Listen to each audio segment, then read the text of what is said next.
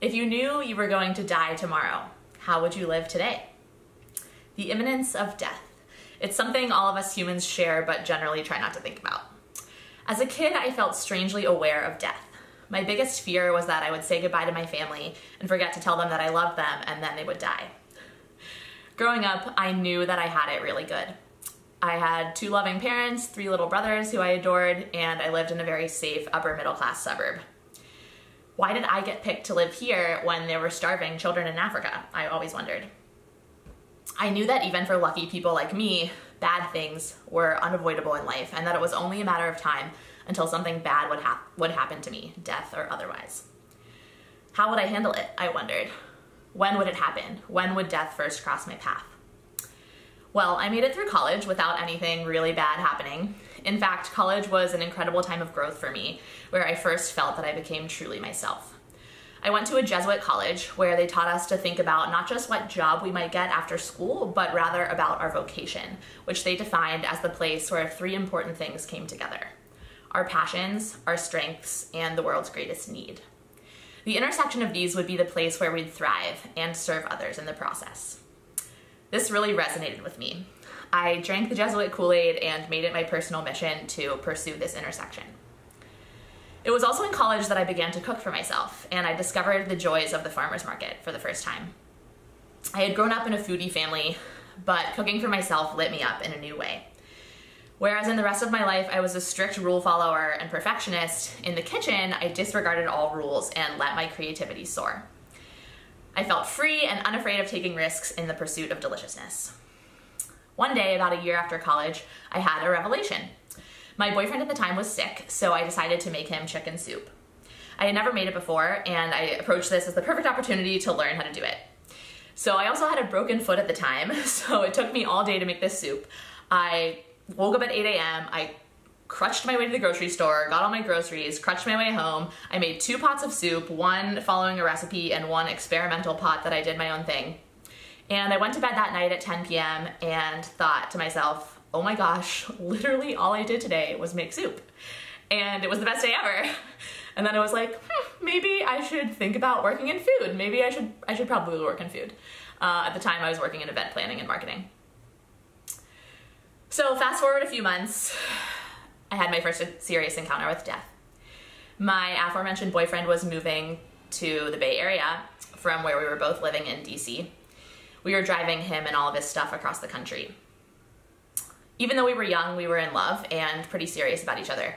We had had all the committed chats, and I was planning to move a few months after him to San Francisco, but for now I was just helping him drive out. So it was a sunny but cold winter day. We were in the middle of nowhere, Nebraska, driving across the plains.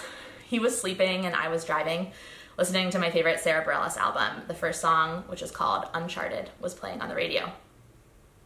I had the car in cruise control, and I didn't know it in the moment, but there were 80-mile-per-hour winds that day streaking across the plains. All of a sudden, I was trying to straighten out the wheel, but it felt like the wheels were turning in the opposite direction that I was steering, and I freaked out and swerved off the road.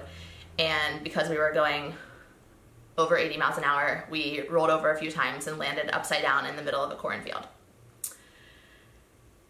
As I climbed out of the car amid broken glass and airbags, I remember thinking, please let this be a nightmare. Please, this has to be a nightmare. But then I realized that it was real life, a real life nightmare. Luckily, my boyfriend climbed out of the car in one piece too. He had a few minor but painful injuries. The car was totaled. I was unscathed, except for my boyfriend's reaction. He no longer wanted to date me. Try as I might to fix it, our relationship fell apart over the next few months. He was an incredibly loving and caring person, and I would never have expected this reaction. I was crushed. The day after the accident, we were in a van getting driven 3 hours to the nearest airport of Denver, where we were parting ways. My boyfriend wasn't speaking to me.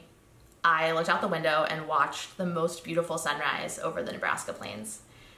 I thought to myself, wow, the sun rises another day, and I can't believe I'm here to see it. I almost was not here. I am so lucky, and I will never take another sunrise for granted as long as I live. So my childhood fear had come true. My first big bad thing had happened. How did I react? Well, I read a book, Man's Search for Meaning by Viktor Frankl, highly recommend. And thanks to reading this book, I decided that I would not let this experience crush me. I would not let this scare me away from driving. I would not let my now ex-boyfriend living there deter me from my own personal dream of moving to San Francisco.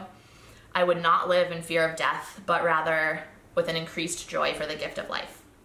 I would live ever more intentionally, pursuing joy and meaning with even more determination, because I now knew firsthand that truly any day could be my last.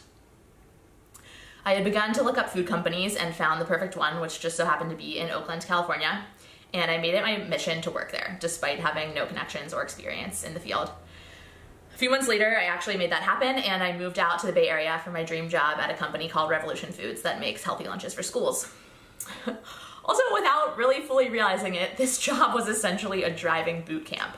I drove hundreds of miles every week to schools everywhere from Chico to Fresno and everywhere in between all over California.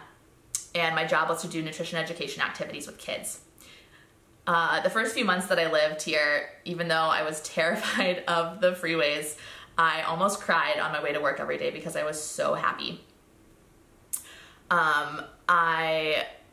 The job was everything that I hoped for and more, and the California farmers markets were beyond my wildest dreams, and I was finally working with people who felt like my people, super smart foodies who also cared about making a difference in the world.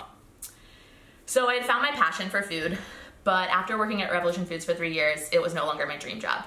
I felt that I needed to dig deeper within food and figure out more specifically where my passions and strengths met the greatest food needs. So I quit without a plan, which I do not recommend, and I went to work on a coffee farm in Hawaii for 3 months just to make sure I didn't want to be a farmer, have some adventure. And since then, for the past 3-4 years, I've been on this journey doing various food jobs and activities, teaching kids how to cook, catering, personal chefing, teaching cooking lessons, blogging, volunteering, among many other random food things that I've been doing. And ultimately, I finally landed on something that feels like the right intersection, which is teaching people how to cook intuitively through online cooking courses. So my near-death experience causes me to constantly ask myself, how would I live today if I knew that tomorrow would be my last? Food is what grounds me in the present and also inspires me to look towards the future. I believe that cooking is the one thing we can do every day that solves for so many things we want more of in our daily lives. Joy, pleasure, delight, good health, meaningful connection, mindfulness, creativity, self-sufficiency, and the ability to make choices that support a healthy planet. I believe the most strategic inroad for me to get people to care about these things and help them make better choices is to do what I do best, which is sharing my love for and talents around cooking intuitively. So, how do I live today, having so nearly experienced death? Well, I never eat a bad meal. Like, never eat a bad meal. B, I prioritize my relationships above all and tell my people that I love them as often as I can. And finally, I live in pursuit of joy and with great intention. Intention to make my life count by using my strengths and passions to make a difference in the world. Thank you, that's my story.